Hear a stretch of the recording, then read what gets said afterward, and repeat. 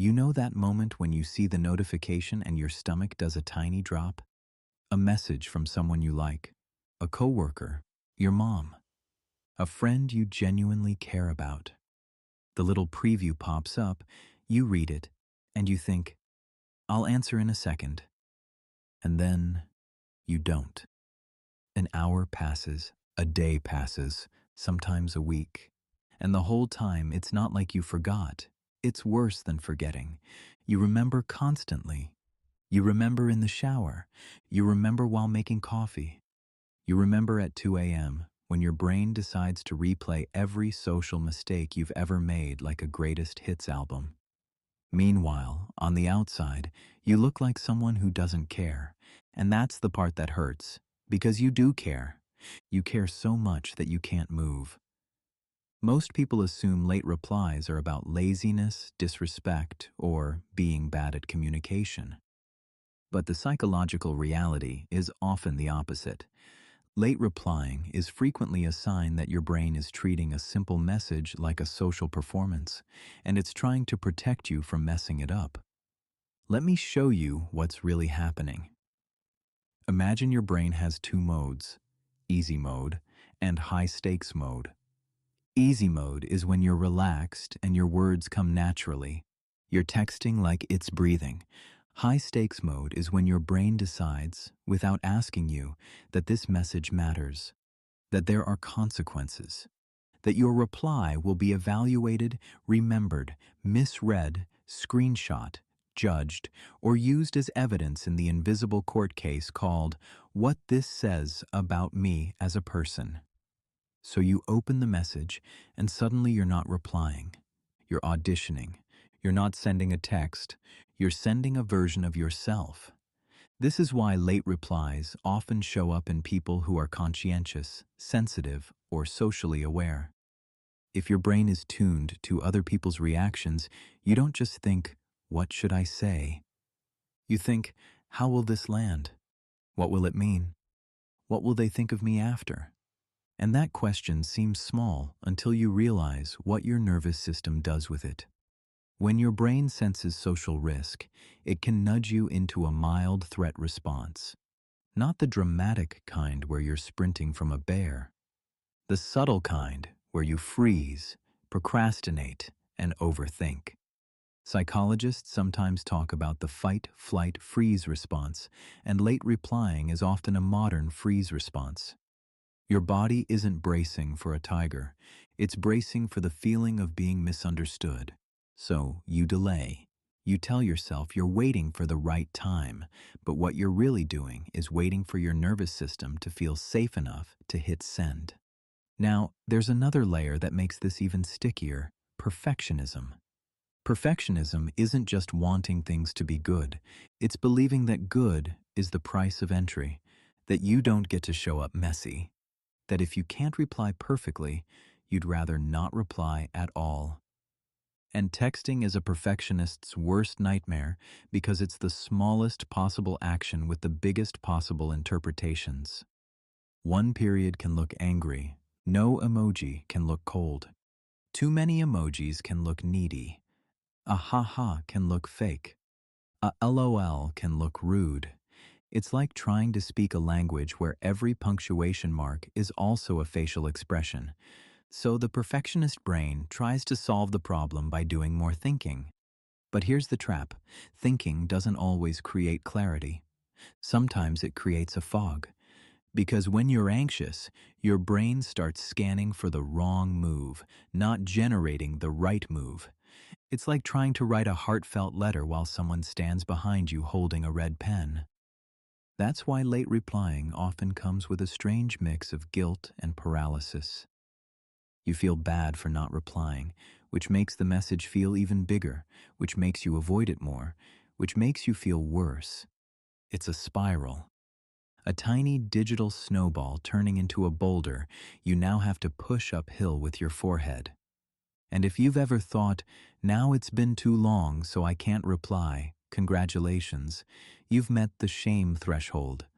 The shame threshold is when your brain decides the social cost of replying late is worse than the cost of disappearing. So you vanish.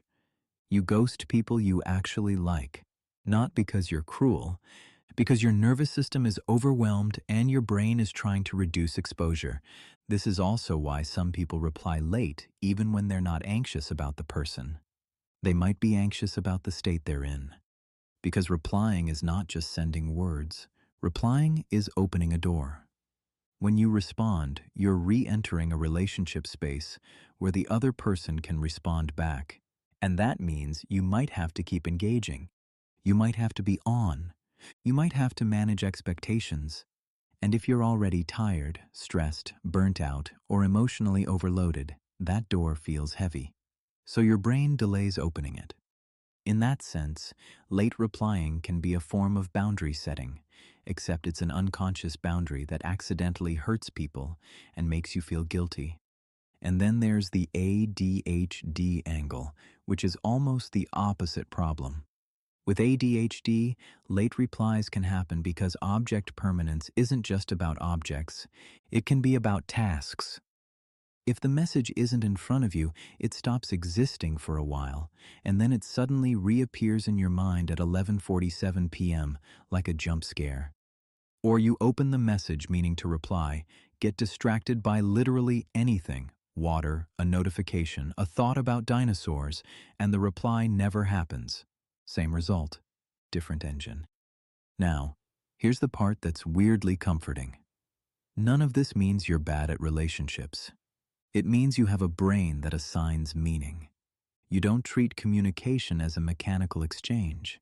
You treat it as emotional information, even if you're not trying to, even if you wish you could just be one of those people who sees a message and immediately replies, LOL true, with the ease of a golden retriever. Your brain is more like a librarian. It wants context. It wants the right tone. It wants to file the interaction in the correct folder so nobody gets hurt and nobody misunderstands what you meant.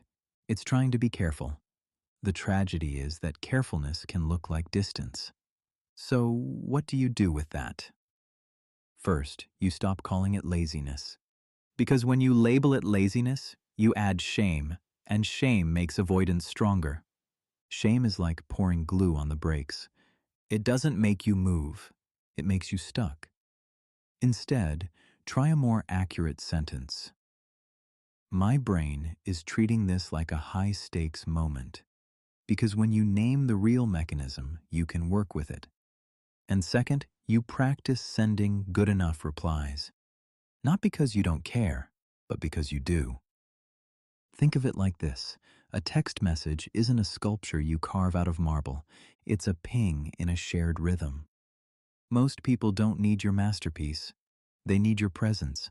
A simple, hey, I saw this.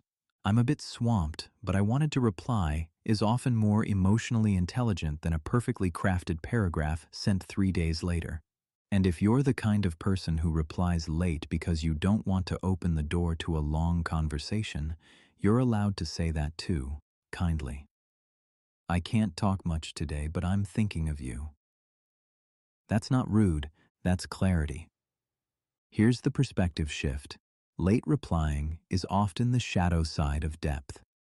It's what happens when you care about impact, when you notice nuance, when you don't want to disappoint people, when you're trying to be thoughtful in a world that rewards speed. It's a nervous system strategy, not a character flaw. So if this is you, I want you to hold this idea gently. You don't need to become a different person. You just need to make your care easier to deliver. Lower the stakes, soften the perfection. Let good enough be a form of love. And maybe today, pick one message you've been avoiding and send the smallest honest reply. Not a performance, just a signal, just a thread back to connection. If you relate to this, I'd love to hear what your late reply brain sounds like. Does it feel like perfectionism, anxiety, burnout, distraction, or something else? Leave a comment with the one reason that hits hardest for you. And if you want more videos that decode these tiny human patterns with warmth instead of judgment, you know what to do. Subscribe, and we'll keep figuring your brain out together.